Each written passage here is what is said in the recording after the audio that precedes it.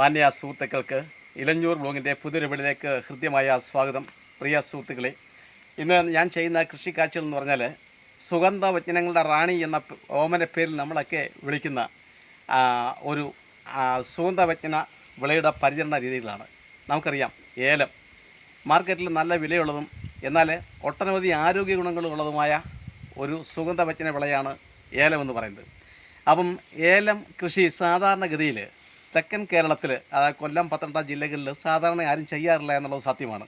എന്നാൽ അല്പം പരിചരണം ഉണ്ടെങ്കിൽ നല്ല രീതിയിൽ ഏലം കൃഷി ഈ തെക്കൻ കേരളത്തിലും വിജയിക്കും എന്ന കാര്യത്തിൽ നമുക്ക് തർക്കമൊന്നും വേണ്ട. കാരണം ഞാൻ ഇന്ന് പരീക്ഷിച്ച് നോക്കിയാണ്.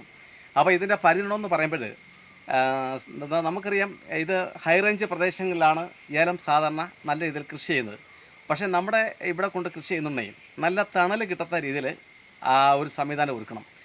വൃക്ഷങ്ങളുടെ ചുവട്ടിൽ നമുക്ക് നല്ല രീതിയിൽ തടവൊക്കെ എടുത്ത് നടാം. അതായത് ഇതിൻ്റെ മണ്ണിൻ്റെ മുകൾ ഭാഗത്താണ് ഇത് നടുന്നത്. അതുകൊണ്ട് തന്നെ നടുന്ന സമയങ്ങളിൽ നമ്മളൊരു ഉത കൊടുത്ത് നിർത്തേണ്ടത് ആവശ്യമാണ്. അപ്പോൾ ഇതിന് നടീൽ വസ്തു എന്ന് പറയുന്നത് രണ്ട് ഇതേപോലെയുള്ള ഈ കിളിച്ച് വരുന്ന ഈ ചൊട്ടയാണ്. ഈ ചൊട്ട ഇളക്കിയെടുത്താണ് നമ്മൾ നടുന്നത്. 2 വർഷം, 1.5 മുതൽ 2 വർഷം വരെയാണ് ഇതിൻ്റെ കായ ഉണ്ടാകാനുള്ള കാലദൈർഘ്യം എന്ന് പറഞ്ഞാൽ. അപ്പം ഈ സുഗന്ധവ്യഞ്ജനത്തിന്, ഈ ഏലത്തിന് ധാരാളം രോഗകീടബാധകളൊക്കെ ഉണ്ടാകാനുള്ള സാധ്യതയുണ്ട്. അതുകൊണ്ട് തന്നെ വേപ്പിന് പിണ്ണാക്ക് നല്ല രീതിയിൽ ഇതിൻ്റെ ചുവട്ടിലിട്ട് കൊടുക്കണം. അതുപോലെ തന്നെ നമ്മൾ ജൈവവള കൃഷിയാണല്ലോ നമ്മളിവിടെ ചെയ്യുന്നത്. ജൈവവളം ഉപയോഗിക്കുന്നുണ്ടെങ്കിൽ എല്ലുപൊടി, വേപ്പിന് പിണ്ണാക്ക്, സ്റ്റെറാമില്ല്, അതുപോലെ തന്നെ ചാണകപ്പൊടി ഇടുവാണെങ്കിൽ നല്ല ഭംഗിയായിട്ട് ചാണകം ഉണക്കി പൊടിച്ച് വേണം നമ്മൾ ഇട്ട് കൊടുക്കാൻ. അതുപോലെ ആട്ടിൻ കാഷ്ടം അതുപോലെ പൊടിച്ച് വേണം നമ്മൾ ഇട്ട് കൊടുക്കാൻ.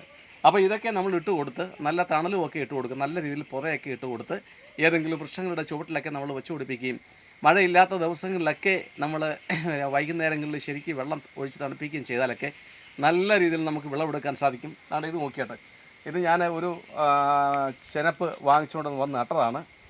ഇതിപ്പോൾ വേണ്ട ഒരു വർഷത്തോളമൊക്കെ ആവാറായിട്ടുണ്ട്.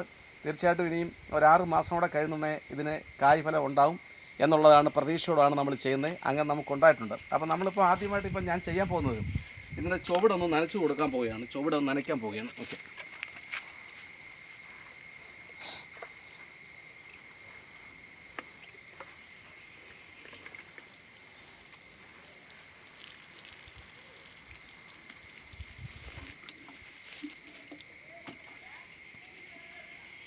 ഇനി ഇതിൻ്റെ ചുവട് ഞാൻ ചെറുതായിട്ടൊന്ന് മണ്ണൊന്ന് ഇളക്കുകയാണ്. വളമിടുമല്ലേ, വളമിടാനാവുന്ന മണ്ണ് ഒന്ന് ഇളക്കി കൊടുക്കാൻ പോവുകയാണ്.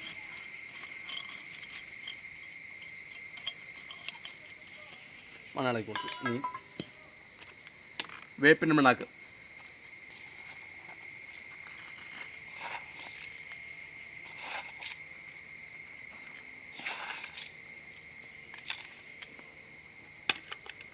ഇതിപ്പോൾ ഞാൻ ഇടാൻ ഉപയോഗിക്കുന്നത് സ്റ്റെറാമില്ലാണ്. ഈ സ്റ്റെറാമില്ല് ഞാൻ ഇടാൻ പോവുകയാണ്. സ്റ്റെറാമില്ലിനകത്ത് വേപ്പിൻ പിണ്ണാക്കുണ്ട് എന്നുള്ളത് സത്യമാണ്.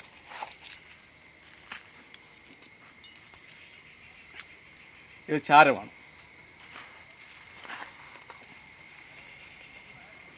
ഇത് നമ്മൾ ചെറുതായിട്ടൊന്ന് ഇളക്കി കൊടുക്കും.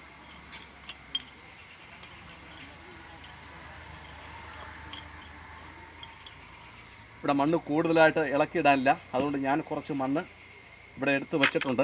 അപ്പോൾ അതിന് മുമ്പായിട്ട് ഈ ലായനി എന്താണെന്ന് ഞാൻ പറയാം. ഈ ലായനി കടലപ്പിണ്ണാക്ക് പുളിപ്പിച്ചാണ്. കടലപ്പിണ്ണാക്ക് എന്ന് വെച്ചാൽ നമുക്ക് കടകളിലൊക്കെ മേടിക്കാൻ കിട്ടും. നമ്മൾ പശുവിനുമൊക്കെ കൊടുക്കുന്ന ആ പിണ്ണാക്ക് വാങ്ങിച്ച് അതിൻ്റെ ഏതെങ്കിലും ഇതേപോലൊരു ബക്കറ്റിലോ വല്ലതും ഇട്ട് അത് മുങ്ങിക്കിടക്കുന്ന നേരത്ത് വെള്ളം ഒഴിച്ച് 10-15 ദിവസം കഴിയുന്നുണ്ടെങ്കിൽ അതിനകത്തുനിന്ന് നമ്മൾ കോരിയെടുക്കുമ്പോൾ നമ്മൾ ശ്രദ്ധിക്കേണ്ട കാര്യം, ഇതേപോലെ ഒരു അടപ്പ് കോരിയെടുത്ത് അതിൻ്റെ കൂടെ ഒരു 10 അടപ്പ് വെള്ളവും കൂടെ ഒക്കെ ചേർത്ത് നല്ല ഭംഗിയായിട്ട് ഇളക്കി യോജിപ്പിച്ച് നമുക്ക് ഇതിന് ഒഴിച്ചു കൊടുക്കാമെങ്കിൽ അതിൻ്റെ വളർച്ച ത്വരിതപ്പെടും. അതുപോലെ തന്നെ വളരെ പെട്ടെന്ന് ഈ 1.5 വർഷം എന്നുള്ളത് 1 വർഷം കൊണ്ട് തന്നെ നമുക്കിതിൻ്റെ കായ് ഫലം ലഭിക്കുകയും ചെയ്യും. അത് ഒഴിക്കുന്നുണ്ടെങ്കിൽ ദൂരെ കൂട്ടി വേണം നമ്മൾ ഒഴിച്ചു കൊടുക്കാൻ. അതുകൂടെ നമ്മൾ ശ്രദ്ധിക്കണം. നമുക്ക് കുറച്ച് മണ്ണിട്ട് കൊടുക്കണം.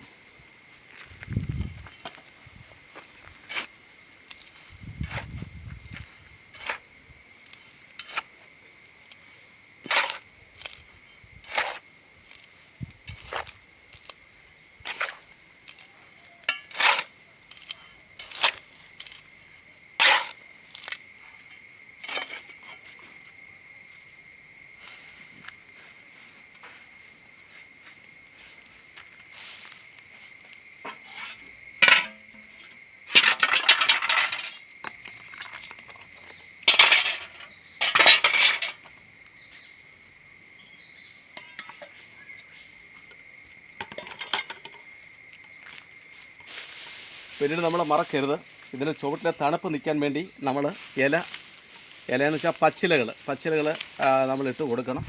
പച്ചിലകൾ ഇട്ട് കൊടുക്കാൻ മറക്കരുത്. കാരണം ഇതിന് ഉണക്കിനെ അതിജീവിക്കാനുള്ള കഴിവില്ലാത്ത ഒരു സസ്യമാണ്. അല്പം മനസ്സ് വച്ചാൽ നല്ല രീതിയിൽ വരുമാനം ഉണ്ടാക്കാൻ പറ്റുന്ന ഒരു സുഗന്ധവ്യഞ്ജന വിളയാണ്. അപ്പം കൊല്ലം, പത്തനംതിട്ട ജില്ലകളിലൊക്കെ ഉള്ളവർക്ക് തീർച്ചയായിട്ടും ഇത് വെച്ച് പിടിപ്പിക്കാം, നമുക്ക് ആദായം എടുക്കാം. പ്രിയ സുഹൃത്തുക്കളെ, ഇത്തരത്തിലുള്ള വീഡിയോകൾ എന്ന് പറയുമ്പോൾ നമുക്ക് ഒറ്റയ്ക്ക് വരുമാനം ഉണ്ടാക്കാൻ പറ്റുന്ന കൃഷികൾ, വളരെ ലളിതമായ ചിലവിൽ, വളരെ കുറച്ച് ചിലവിൽ ഒരാൾക്ക് ഒറ്റയ്ക്ക് ചെയ്യാൻ പറ്റുന്ന കൃഷികൾ, അങ്ങനെയൊക്കെയുള്ള കൃഷി രീതികളെ, കൃഷി അറിവുകൾ ഒക്കെ നിങ്ങൾക്ക് ഇഷ്ടമുണ്ടെങ്കിലും താല്പര്യമുണ്ടെങ്കിലും ഇത് സമാന ചിന്താഗതിയുള്ളവരിലേക്ക് എത്തിക്കാൻ ആഗ്രഹമുണ്ടെങ്കിലും, പ്രിയ സുഹൃത്തുക്കളെ, ആദ്യമായിട്ടാണ് നിങ്ങൾ യൂട്യൂബ് ചാനൽ കാണുന്നതെങ്കിൽ സബ്സ്ക്രൈബ് ചെയ്യുക, ലൈക്ക് ചെയ്യുക, ഷെയർ ചെയ്യുക. അതുപോലെ തന്നെ നാളിതുവരെ എനിക്ക് വേണ്ട പൂർണ്ണ പിന്തുണ നൽകിക്കൊണ്ടിരിക്കുന്ന എല്ലാ മാന്യ സുഹൃത്തുക്കൾക്കും ഞാൻ നന്ദി പറയുകയാണ്. നമുക്ക് ഒരെണ്ണത്തിനോട് വെച്ച് തോലിടാനുണ്ട്, അല്പം കൂടി വെള്ളം അതിന് ഒഴിച്ചു കൊടുക്കേണ്ടതുണ്ട്.